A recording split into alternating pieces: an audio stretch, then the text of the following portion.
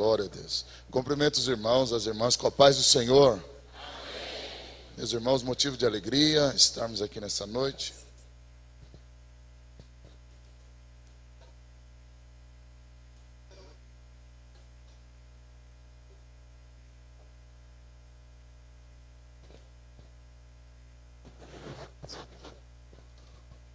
Glória a Deus. Motivo de alegria estarmos aqui nessa noite para juntos adorarmos a Deus na beleza da sua santidade. Eu convido você a abrir a sua Bíblia, primeiro livro das Crônicas, capítulo é o de número 26.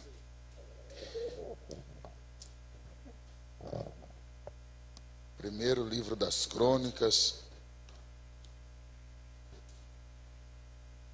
capítulo é o de número 26.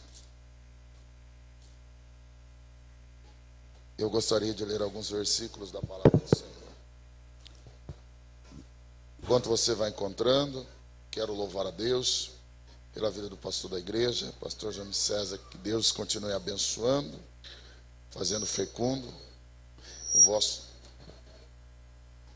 ministério.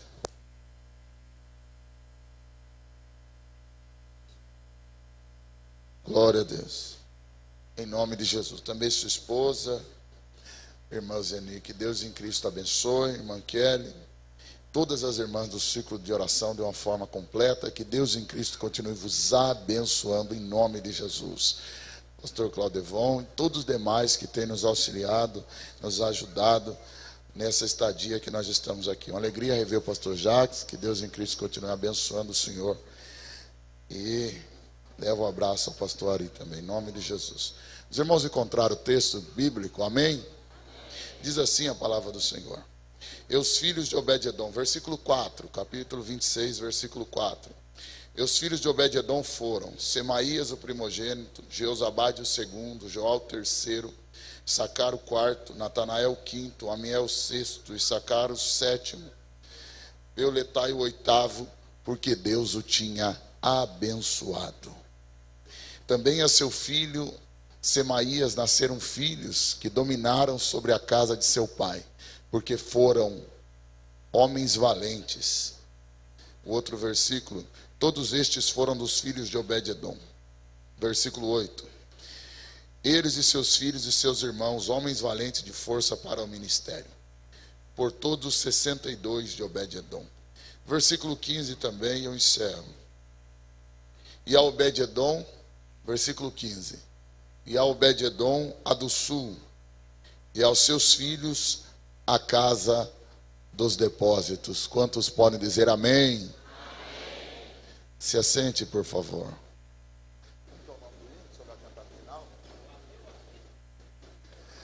Olha, o pastor disse que vai cantar um hino no final, e eu, que não sou bobo, vou aproveitar. Quando o pastor fala, de manhã deu certo, de noite vai dar certo também. Diga assim, valeu a pena esperar. Se eu fosse colocar um tema, colocaria esse tema na mensagem. Mas é uma festa, tem um tema, andando em espírito, gerando vida e paz. Meus irmãos, minhas irmãs que aqui estão presentes, esse texto que eu fiz menção, primeiro livro das Crônicas, capítulo de número 26. Aqueles irmãos que têm o costume, nada contra, mas existe aqueles irmãos que às vezes quer mudar, às vezes quer procurar uma vaga de emprego, às vezes até quer casar. E você já viu aqueles irmãos que abrem a Bíblia? Quem já conhece alguém assim? Às vezes é até você, né? Às vezes abre a Bíblia, Deus vai falar e abre a Bíblia. Nada contra, irmãos. Mas eu creio também na leitura sistemática da Bíblia, entendendo o assunto e dando sequência no outro assunto e assim por diante. Nada contra quem abre, enfim. Mas existe um determinado irmão que ele abriu a Bíblia e saiu logo no livro das Crônicas. E aqueles nomes, um monte de nome, e ele disse assim, hoje Deus não quer falar comigo. É engraçado, mas isso é uma realidade. Porque o livro das Crônicas é um livro que possui muita nomenclatura, e vai aquelas genealogias e aqueles nomes. Obrigado, Deus abençoe. e vai tendo assim aqueles nomes, e às vezes nós observamos aquele tanto de nome e a gente diz, mas como eu disse pela manhã, a palavra do Senhor ela é inspirada pelo Deus Todo-Poderoso.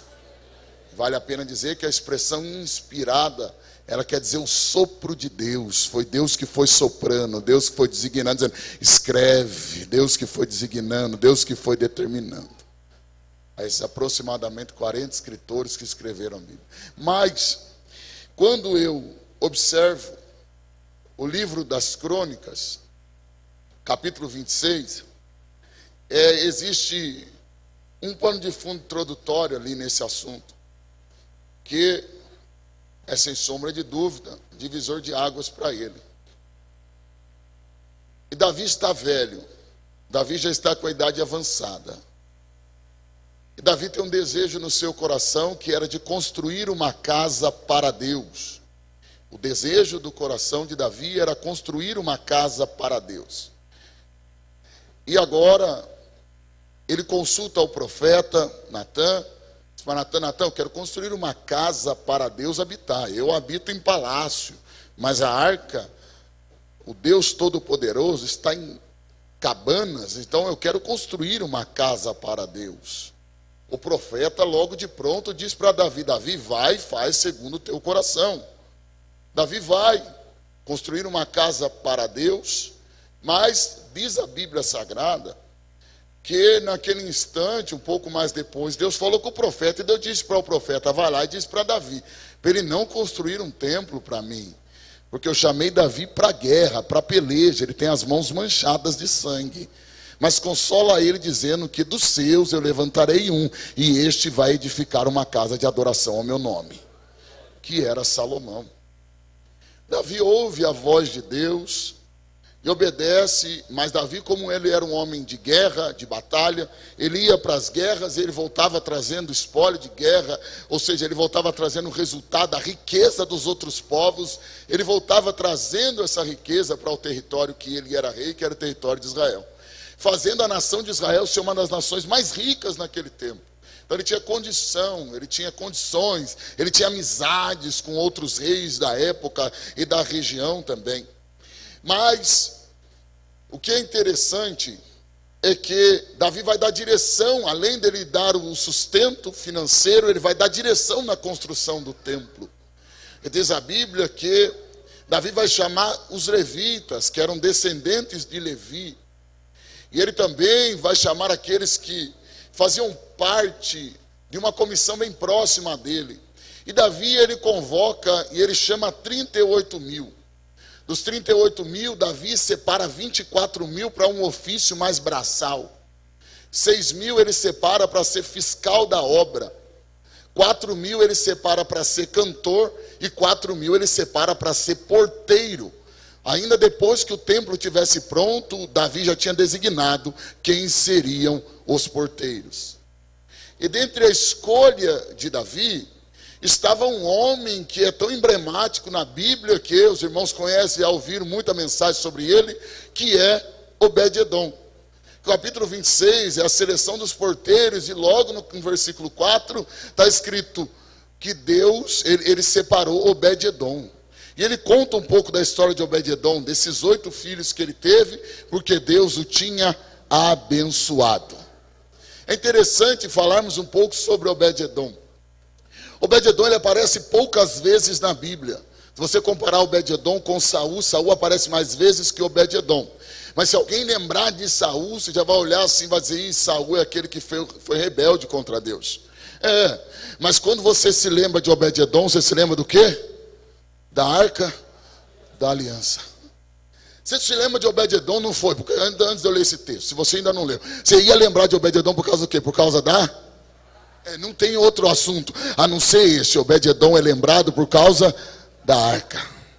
Isso aqui é uma lição tremenda, porque para Deus não importa quantas vezes nós apareçamos, o que deu para Deus importa o que nós fazemos quando Deus nos faz aparecer. Ainda que alguém não se lembre de alguém, não se lembre muito de você, mas sempre quando lê, ainda que você apareceu poucas vezes, que você apareça portando a presença do Deus Todo-Poderoso. Com Deus, na realidade, não importa quantas vezes você aparece. Com Deus, o que importa é o que você está fazendo para que Deus faça você aparecer. Obed-edom apareceu poucas vezes, mas sempre que você lembra de Obed-edom, você lembra da arca da aliança, da presença de Deus. Então aqui é a primeira lição que eu tiro do texto. Não importa para Deus quantas vezes você aparece. O que importa para Deus é se você carrega a presença dele. Se você carrega a presença dele, ainda que você seja como Obed-edom, apareceu poucas vezes, mas quando alguém lembrar de você, vai dizer: ele carrega a presença de Deus, ela carrega a presença de Deus. Eu poderia aqui passar a discorrer esse culto inteiro até o final e eu não esgotaria o assunto. Tem gente que apareceu às vezes uma vez, mas apareceu trazendo resultado para Deus.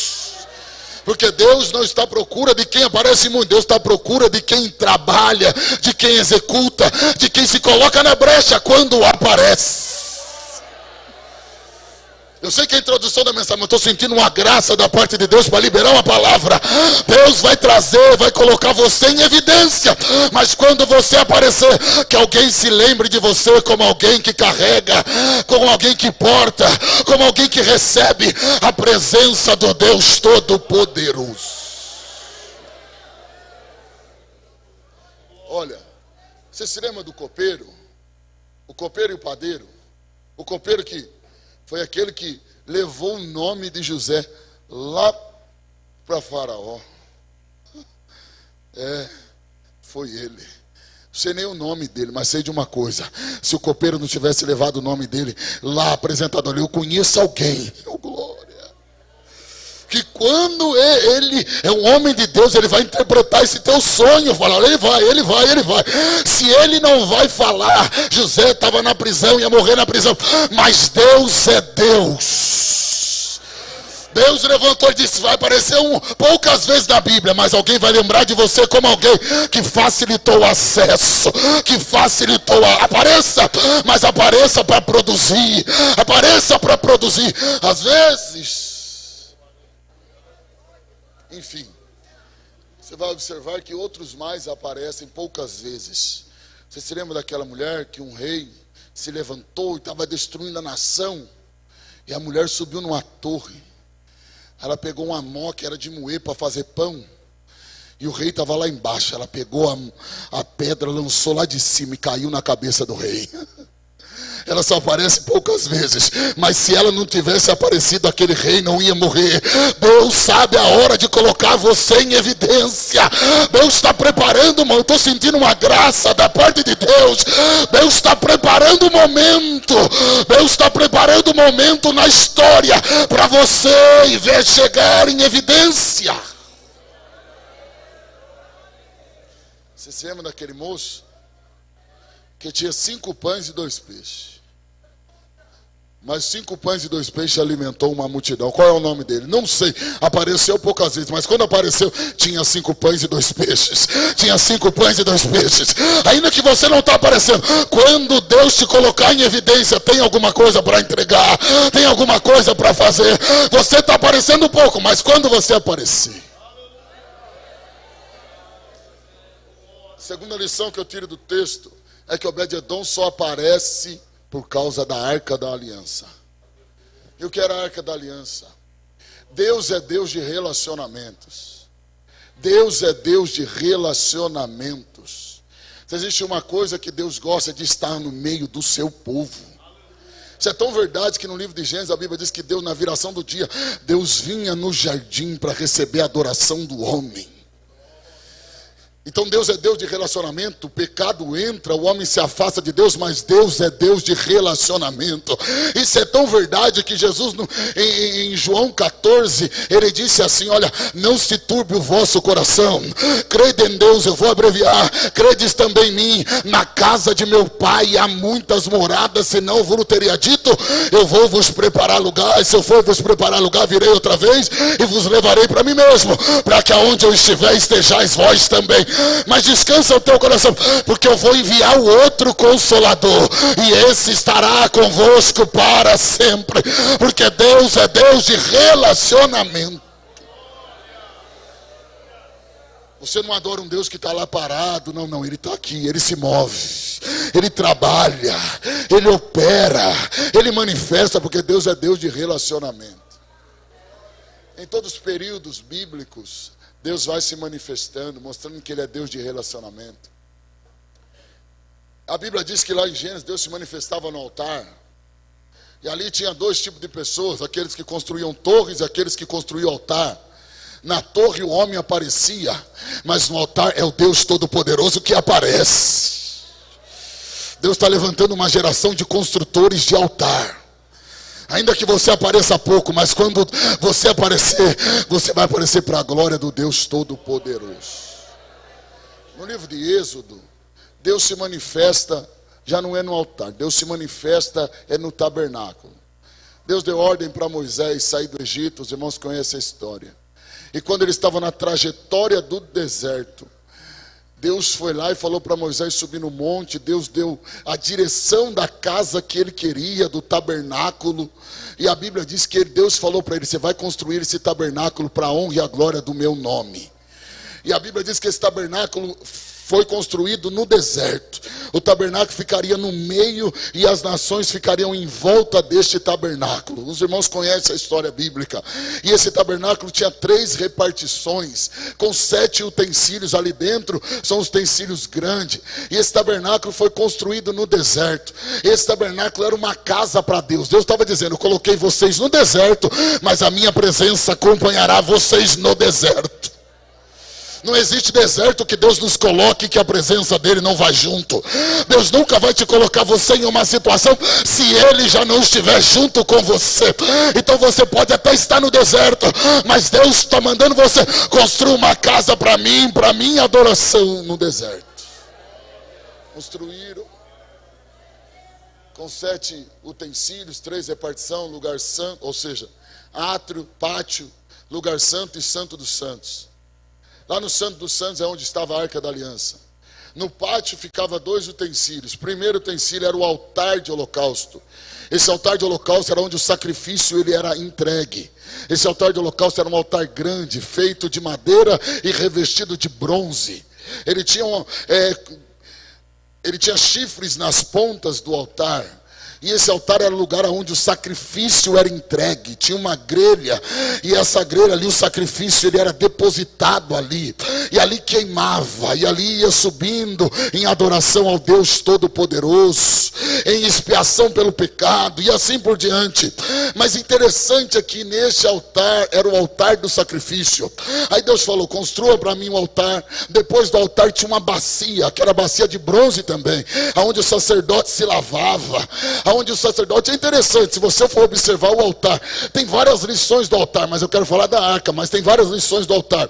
Mas uma lição que vale dizer aqui essa noite, é que o altar, o sacrifício era colocado, e às vezes a carne, você sabe como é que é, quem gosta de fazer churrasco sabe como é que é, às vezes você coloca a carne no churrasco, e ela queima só uma parte, aí você tem que mover para cá, virar para cá, e vai mover, não é?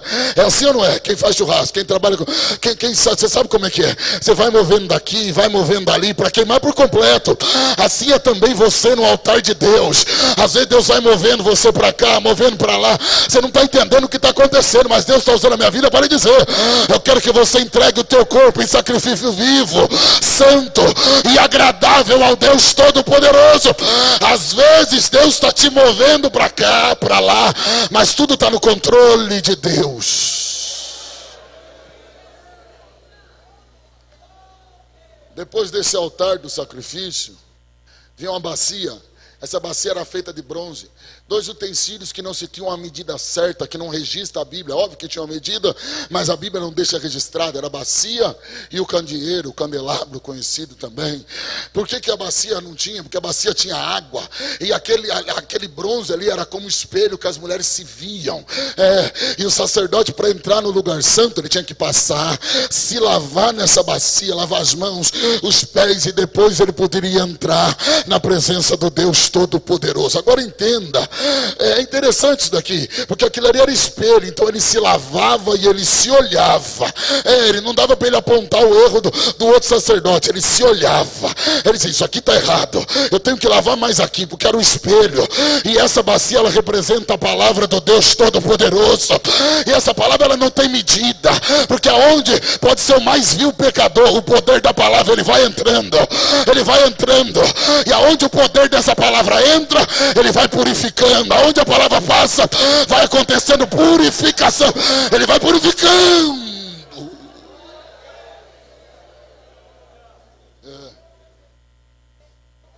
E aí depois entrava. Lá dentro tinha 2, 3 utensílios. A mesa dos pães, o candeeiro de um lado iluminando, o altar de incenso, que é onde o sacerdote oferecia incenso. E depois lá dentro, que era o Santo dos Santos, o lugar mais reservado, o sumo sacerdote entrava uma vez no ano, é onde que estava a Arca da Aliança. Essa parte interna, que é o lugar santo, ele era iluminado pelo candelabro, era a luz que iluminava. A Bíblia Sagrada diz que as paredes do tabernáculo, elas foram feitas de madeira e revestidas de ouro. Imagina a beleza. Caminha comigo para dentro da Bíblia, para você entender esse texto. Imagina a beleza que era dentro do tabernáculo. As paredes revestidas de ouro. O teto, tinha desenhos de querubins, ali com cores. Tinha cor azul, tinha cor vermelha, o carmesim, tinha púrpura, roxo, e tinha cor branca, que era o linho. E era uma beleza tremenda, mas só dava para ver a beleza interna se tivesse com o candeeiro com a luz acesa. Se a luz tivesse apagada, alguém entraria ali e não via sentido nenhum. Agora, se a luz do candeeiro tivesse acesa. Você sabe que aqui existe uma verdade espiritual, né? Cada uma das cores que estavam ali representa um dos evangelhos. A cor roxa púrpura representa o evangelho de Mateus, que é a cor de rei, Jesus como rei. A cor carmesim representa o evangelho de Marcos, Jesus como servo sofredor que morreu no meu e no seu lugar. A cor branca, que era o linho, é conhecida como o evangelho de Lucas, que traz Jesus como homem perfeito. A cor azul representa o evangelho de João, que traz Jesus como o Filho de Deus, vindo do céu. Oh, glória! Mas só dá para enxergar, oh, glória, obrigado, irmã. Só dá para enxergar a beleza desse evangelho que eu já citei, se a luz do candeeiro tivesse acesa. E a luz do candeeiro fala da vida de intimidade com o Espírito Santo. Se não tiver intimidade com o Espírito Santo, não dá para ver a beleza do evangelho. Mas quem tem intimidade com o Espírito Santo de Deus, ele consegue ver a beleza.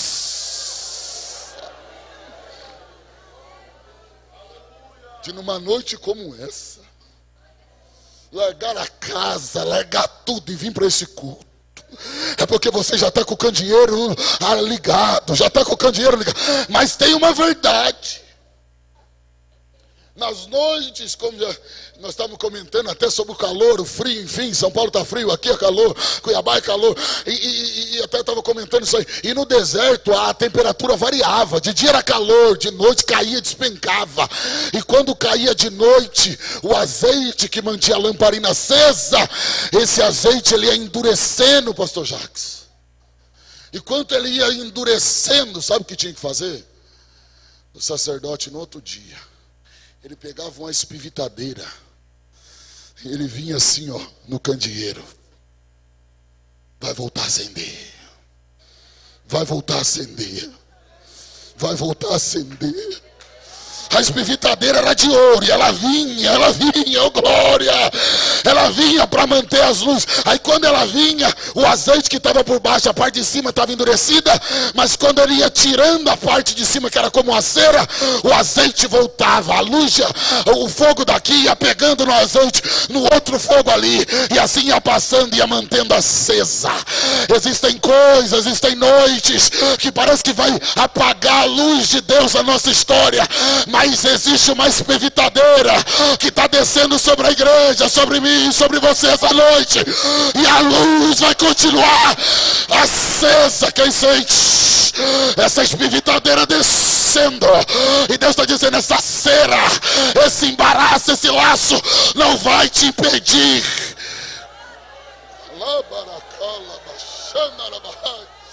Você que é gostoso pregar numa igreja espiritual que entende a mensagem. A espivitadeira está descendo, mas não é para te matar, não é para te parar. Deus está te... Era como agulha que ali cutucando. Porque Deus está usando a minha vida para lhe dizer: eu quero te manter aceso na minha presença. Você vai ter prazer de servir a Deus. Você vai ter prazer de estar aqui fazendo a obra do Deus Todo-Poderoso.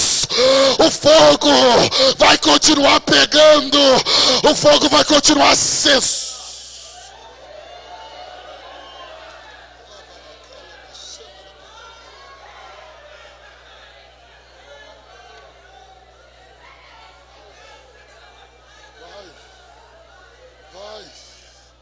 Tem gente que já faz, quem sabe um mês que já não fala mais em mistério com Deus, é até batizado com o Espírito Santo. Mas a espivitadeira está descendo, você vai voltar a falar em mistério com Deus essa noite. Vai. Deus já te deu dons. E faz quanto tempo que você não está utilizando esses dons? Mas a espivitadeira vai descer no candeeiro hoje. Vai. E o fogo vai passar. Oh, glória! Eu estou sentindo uma autoridade do céu para liberar uma palavra. O fogo que foi aceso na igreja vai continuar aceso.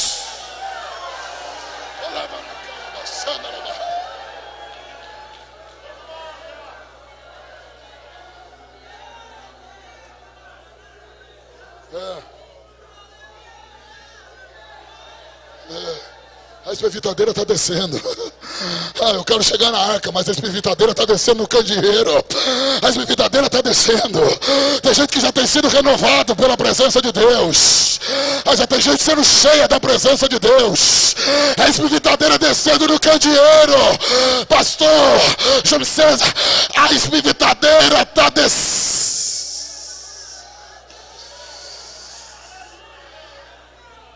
O fogo do candeeiro vai continuar aceso.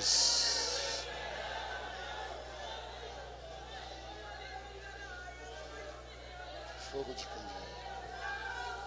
candeeiro. Glória a Deus. Tinha um altar de incenso. A mesa dos pães fala da comunhão.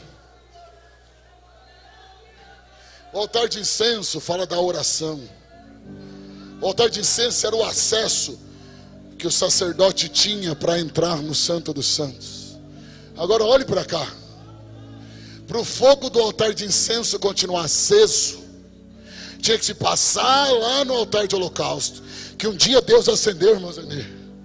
Tinha que passar no altar de holocausto, pegar a brasa do altar, colocar no braseiro e ia lá para dentro. Oh, glória! Aí quando ele chegava lá dentro, ele pegava a brasa e colocava a brasa no altar de incenso. Primeiro vinha do altar de holocausto. Para manter o altar de incenso aceso, tinha que passar no altar de holocausto. Para manter o fogo do candeeiro aceso, tinha que passar no altar do holocausto. Tinha. O altar de holocausto é a cruz de Cristo. Não vem falar para mim que sente a glória de Deus sem aceitar Jesus como seu Salvador. Porque não dá para sentir. Só dá para ter acesso a Deus. Só dá para sentir a presença de Deus se passar pela cruz. Eu estou sentindo uma graça da parte de Deus. Não é jargão de pregador não, mas eu estou com o meu corpo todo arrepiado, sentindo a presença de Deus. Oh glória, oh glória. Entrega a tua adoração no altar.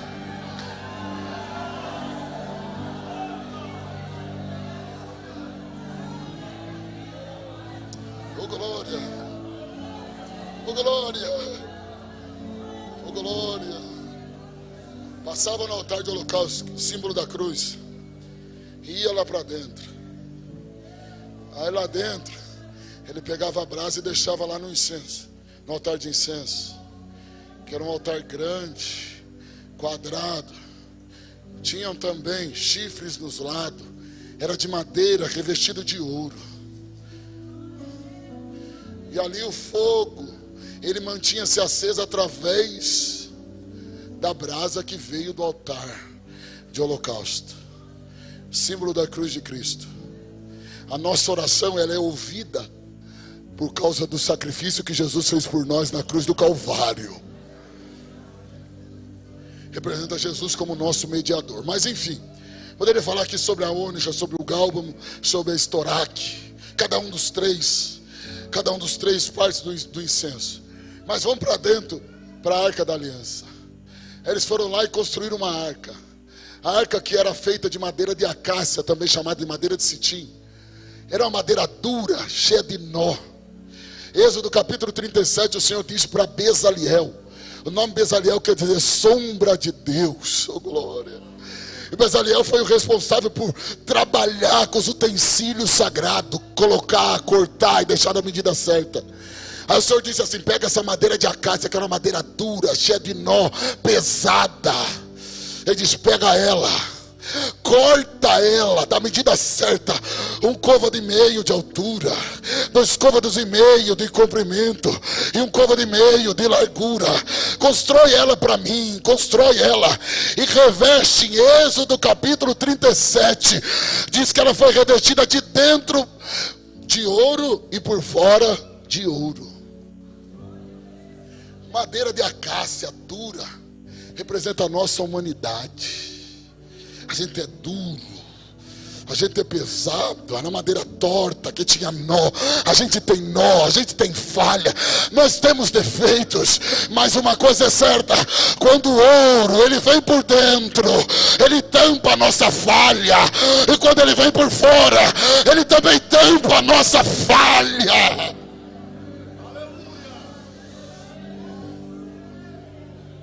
Agora entenda essa lógica: ouro por dentro e ouro por fora. Deus primeiro trabalha dentro de você para depois trabalhar fora. Deus primeiro vai trabalhar no teu interior, lá dentro, porque primeiro ele trabalha dentro para depois ele operar fora. Primeiro ele vai manifestar dentro para depois ele manifestar fora. Hoje o ouro de Deus está entrando dentro de alguém aqui, e Deus está me usando para lhe dizer: você é uma arca que porta a minha presença.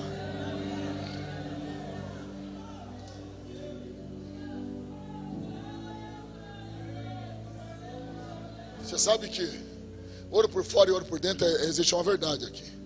Ouro por fora, revestimento. Jesus diz: ficar em Jerusalém até que vós sejais revestidos de poder. Ouro do lado de dentro, Paulo disse aos Efésios capítulo 5 versículo 18: e não embriagueis com vinho em que a contenda, mas enchei-vos do revestido e cheio. Revestido e cheio. Por que Deus não quer você só revestido? Porque você revestido, você tem autoridade na rua, mas você perdeu a autoridade interna dentro de você. Aí Deus quer que você se encha para se controlar, para se encher cheio, para mudar a conduta interna, para depois ter autoridade fora. O ouro está descendo aqui essa noite. O ouro está descendo, e Deus está usando a minha vida para dizer: se encha desse ouro, se encha dessa graça da parte de Deus, se encha do Espírito. Deus está injetando fé no teu interior, graça no teu interior, poder no teu interior. Mas Ele vai te revestir e te dar autoridade também. A Arca da Aliança, ela representava a igreja, representava o crente individual, e ela representava Cristo. Representando Cristo, a madeira, a humanidade de Cristo, e o verbo se fez carne. É a madeira, oh glória. Jesus como homem, você sabe que a madeira é frágil. Jesus chorou, Jesus se cansou, Jesus teve sede, Jesus teve fome, porque ele foi homem. Mas a Bíblia diz que ele também tem uma natureza chamada hipostática pela teologia, que é quando ele é homem 100% Deus. Ele como Deus, ele disse para o cansado: vinde a mim todos que estáis cansados e sobrecarregados, eu vos aliviarei. Como homem ele sentiu sede, mas como Deus ele disse: quem tem sede, Quem crê em mim, como diz as Escrituras, do seu interior fluirão rios de água viva. Como Deus, ou como homem, ele teve fome. Mas como Deus, ele disse: eu sou o pão vivo que desceu do céu. Jesus é a arca, madeira, Jesus homem. E assim somos nós também. E você sabe de uma coisa, revestido por dentro e por fora. Aonde Jesus chegava, quando ele abria a boca, que estava dentro dele, ia de impacto aonde ele estava. E a Bíblia diz que um dia ele foi lá aonde Lázaro estava 4 dias morto. Ele liberou a palavra: Lázaro, vem para fora. E Lázaro saiu. É o ouro do lado de dentro. Mas quando mulheres, como a mulher do fluxo, 12 anos sofria, ela tocou na orla. A orla está dentro ou está fora? A orla está fora. E quando ela tocou na orla, ela foi curada. Em cima da arca, oh glória a Deus, tem uma coroa. Tem 4 argolas, mas tem uma coroa em cima da arca, que era para segurar o propiciatório. Tinha uma coroa. A coroa não precisa de muito. A coroa representa o reinado de Jesus. Mas sabe o que me chama a atenção? É que Jesus nasceu como rei. Os magos foram lá e adoraram a ele como rei. Na sequência do seu ministério, alguém dizia: ele é rei. Na morte trouxeram uma veste de rei. Ele morreu, o 3º dia ressuscitou. Está sentado no trono como rei. Ele é rei. Ele é rei. Ele é rei. E ele voltará para julgar as nações. Porque ele é rei. Ele é rei. Eu não sei se eu vou encerrar o texto, mas ele é rei. Ele é rei sobre a tua vida. Agora tem uma coisa: ele é rei dos reis e senhor dos senhores. Não é rei de reis, ele é rei dos reis. Ele é maior, ele é maior, ele é maior, ele é maior, ele é maior. Ele é rei. Ele é rei. E o cetro dele está estendido sobre a igreja Espigão do Oeste essa noite. Ele vai dizendo: entra na minha presença, igreja. Entra na minha presença, igreja. Ele é rei.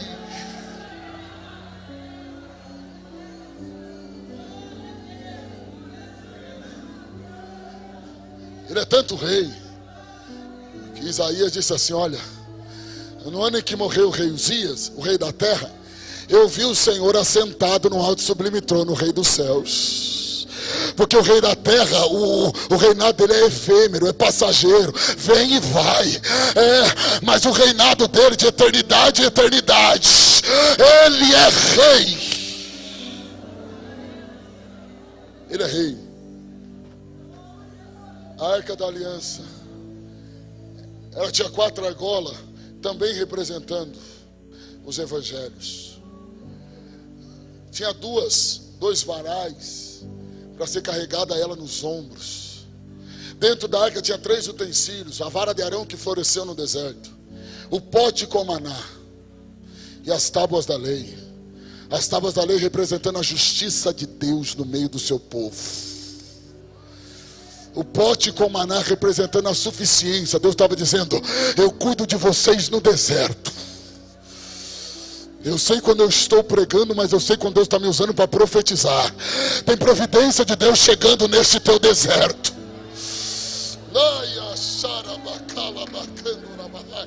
Tem maná de Deus chegando para a tua história nesse deserto. Deus vai te sustentar. E a vara de Arão que floresceu. Agora entenda. A vara de Arão. Um dia desacreditaram de Arão. Disseram: Deus só fala com Arão. Deus só é com Moisés e com Arão. Aí o Senhor disse assim: olha, fala para cada uma das tribos pegar o seu representante, escrever num pedaço de madeira, numa vara, e traz para mim e deixa na minha presença. Parece que vejo cada um foi pegando e foi saindo. O primogênito Rubem foi, pegou. Simeão pegou. Levi pegou. Judá pegou. Gade pegou. Todos os filhos, Zebulão pegou. Aser pegou. Todos foram pegando e trouxeram as 12. Na vara de Levi escreveram o nome Arão e colocaram na presença de Deus. No outro dia, parece que vejo Moisés indo lá conferir. Aí Moisés vai conferir e diz: rapaz, a vara de Rubem nada aconteceu. A de Simeão também não aconteceu nada. Nem Judá não aconteceu nada. Asser nada, Gade nada, Zebulon nada, Dan nada, Naftali nada, José os 2 filhos nada, Efraim, Manassés nada. Mas quando chegou na de Levi, que estava o nome de Arão, floresceu, deu folha e deu fruto. Mas pregador, era deserto, em Números 17, era deserto. Mas o homem escolhido de Deus, ele floresce e dá fruto no deserto. O homem escolhido de Deus, ele floresce e dá fruto no deserto.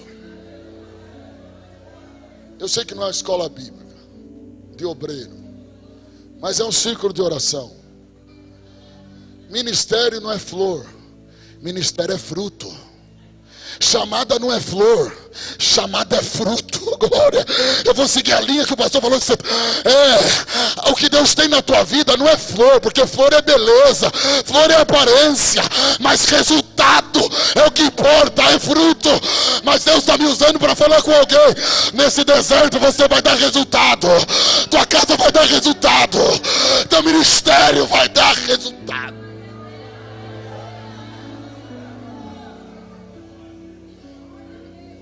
O cheiro das águas está soprando aqui sobre nós. O cheiro das águas está soprando aqui sobre nós. E ainda que alguém diz que você é um galho seco, mas vai dar flor e vai dar fruto. Vai dar flor e vai dar fruto. Tem família sendo frutificada. Tem chamada sendo frutificada. Tem casamento sendo frutificado.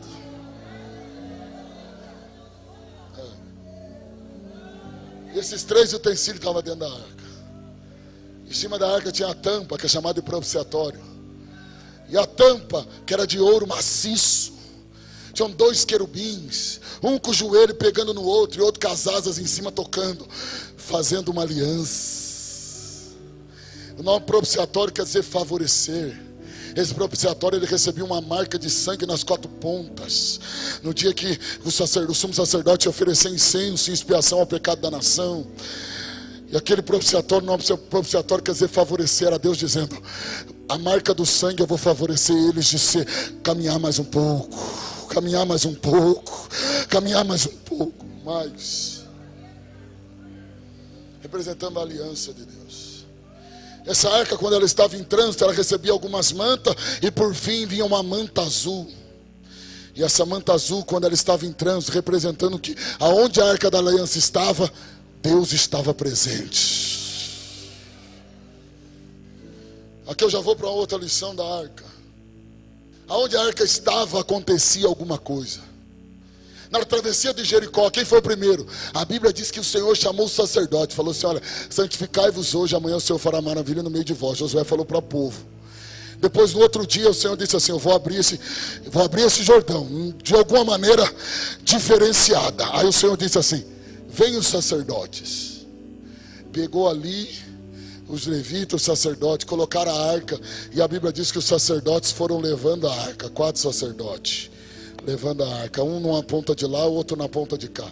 Os sacerdotes entraram primeiro no Jordão, tempo de enchente, a água toda parada. A arca foi na frente. A arca parou no meio do Jordão, e o povo veio atrás. Aí o povo todo passou, e a água parada. E a água parada. A presença de Deus está travando rios que estavam vindo sobre a tua vida. A presença dele está parando, está neutralizando enxurradas de dificuldades, de situações contrárias. Está parando. A presença de Deus está parando situações contrárias contra a tua vida. Você sabe de uma coisa? O povo todo passou. Aí o sacerdote saiu. O povo. Quem entrou primeiro no Jordão? Sacerdote com a arca. Quem foi o último que saiu? Sacerdote com a arca. Entendeu? O primeiro que entra é Deus. O último que sai é Deus. Existem rios que nós enfrentamos, existem dificuldades que nós passamos, que os amigos nos deixam. Os inimigos zombam de nós, e alguém te despreza, mas Deus é o primeiro que entra e Deus é o último que sai. Ele não vai te deixar morrer no meio. Ele está contigo no começo, no meio e no fim. No começo, no meio e no fim. No começo e no fim. Remi o tempo. Depois a arca vai acontecendo vários fatores. Quando rodearam Jericó, quem estava na frente? Sacerdote carregando a arca. 13 voltas, 7 dias. Nos 6 primeiros dias, 1 volta por dia. No último, 7 voltas no 7º dia, totalizando 13 voltas. As muralhas caíram ao chão. As muralhas estão caindo. As muralhas que impediam você de chegar na promessa de Deus estão caindo por terra. Depois acontece muita coisa com a arca. Agora eu já chego nos dias do sacerdote Eli. Os filhos do sacerdote Eli foram para uma guerra. Estavam desconcertados com Deus. E a Bíblia diz que mesmo assim eles foram para a peleja. Algum deles disse, vamos levar a arca. Levaram a arca. Eles tinham a arca, mas não tinham o Deus da arca. Deus se transformou num amuleto para eles. Mas Deus não é amuleto de ninguém. Deus, Ele quer que a presença dEle se manifeste. Sabe de uma coisa? Não dá para lembrar de Deus só no dia da dificuldade. Você tem que lembrar de Deus no dia que tudo vai bem. No dia que tudo não vai bem, é todo dia. Lembra dele, lembra dele, lembra dele, lembra dele, vai lembrando dele. Eles levaram, os irmãos conhecem a história, leva a arca é tomada. Depois a notícia vem para Eli, ele morre. Os filhos dele morrem. Perdeu-se a arca foi morar no território dos filisteus. Quando a arca chega no território dos filisteus, colocam no templo de Dagom.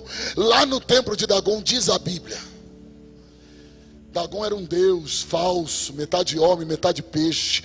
E aquele Deus cai diante da arca, que era um Deus falso. Alguém foi lá e levantou ele. Quem sabe um vento soprou aqui dentro.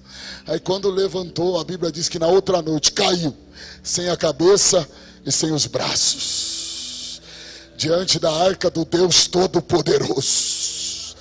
Deus coloca uma palavra para me ministrar sobre a igreja essa noite.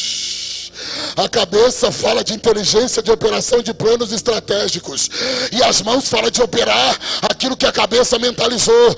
Mas Deus me usa para falar com a igreja. A estratégia do inimigo está caindo por terra, e a operação do inimigo está caindo por terra, porque toda ferramenta preparada contra ti não prosperará.